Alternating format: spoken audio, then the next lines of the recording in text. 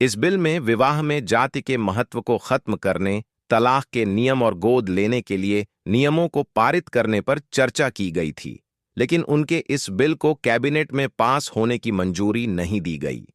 इस बिल के पास न होने की वजह से ही 1951 में डॉ. भीमराव अंबेडकर ने कानून मंत्री के पद से इस्तीफा दे दिया। साल 1947 में भारत को आजादी मिलने के बाद बी.आर. अंबेडकर देश के पहले कानून मंत्री बने थे।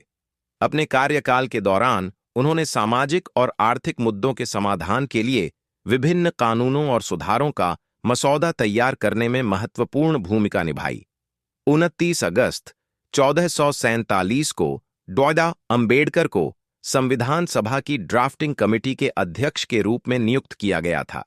इस समिति को नए संविधान का मसौदा तैयार करने के लिए जिम्मेदार थी। अंबेडकर जी का असल सरनेम अंबावड़ेकर था।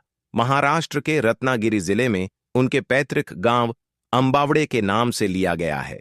हालांकि उनके शिक्षक महादेव अंबेडकर ने स्कूल रिकॉर्ड में उनका उपनाम अंबावड़ेकर से बदलकर अपना उपनाम आंबेडकर कर लिया था, क्योंकि वह उनसे बहुत प्यार करते थे।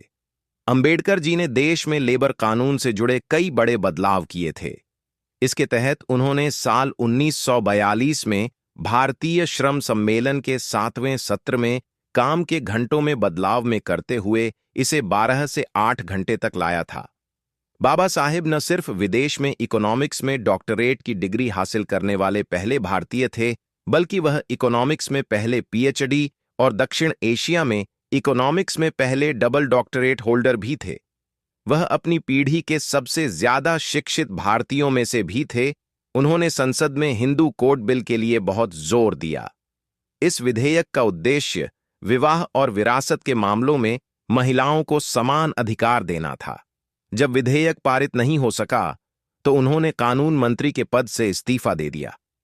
कोलंबिया विश्वविद्यालय में अपने 3 वर्षों के दौरान अंबेडकर ने इकोनॉमिक्स में 29 कोर्सेस, इतिहास में 11, सोशियोलॉजी में 6, फिलॉसफी में 5, ह्यूमैनिटी में 4, राजनीति में 3 और प्रारंभिक फ्रेंच और जर्मन में एक पाठ्यक्रम लिया था। अपनी बुक 1995 में प्रकाशित थॉट्स ऑन लिंग्विस्टिक स्टेट्स में अंबेडकर ने ही सबसे पहले मध्य प्रदेश और बिहार को विभाजित करने का सुझाव दिया था। बाद में इस बुक को लिखने के लगभग 45 साल बाद अंततः साल 2000 में बिहार से झारखंड और मध्य प्रदेश से छत्तीसगढ़ का विभाजन हुआ। डॉ. बाबा साहेब अंबेडकर 64 विषयों में मास्टर थे। उन्हें हिंदी, पाली, संस्कृत, अंग्रेजी, फ्रेंच, जर्मन, मराठी, फारसी और गुजराती जैसी 9 भाषाओं का ज्ञान था। इसके अलावा उन्होंने लगभग 21 वर्षों तक विश्व के सभी धर्मों का तुलनात्मक अध्ययन किया। बी.आर. अंबेडकर पहले व्यक्ति थे जिन्होंने भगवान बुद्ध की खुली आंखों वाली पेंटिंग बनाई थी। उससे पहले दुनिया भर में अधिकतर सभी मूर्तियों की आंखें बंद थीं। डॉक्टर भीमराव अंबेडकर, जिन्हें बाबा साहेब के नाम से जाना जाता है, भारतीय संविधान के निर्माता और समाज सुधारक थे। उन्होंने दलितों, महिलाओं और मजदूरों के अधिकारों के लिए पूरी जिंदगी संघर्ष किया। जानिए उनके जीवन से जुड़े अनसुने पहलू, उनकी शिक्षा, धर्म परिवर्तन और सामाजिक क्रांति की पूरी कहानी। इस वीडियो में उनके संघर्ष और सफलता को समझे। हर साल 14 अप्रैल को डॉ. भीमराव अंबेडकर की जयंती मनाई जाती है। इस दिन उनके सभी योगदानों के लिए उन्हें श्रद्धांजलि दी जाती है। वे भारतीय संविधान के पिता भी कहलाए जाते हैं और वे आजाद भारत के पहले कानून मंत्री भी थे।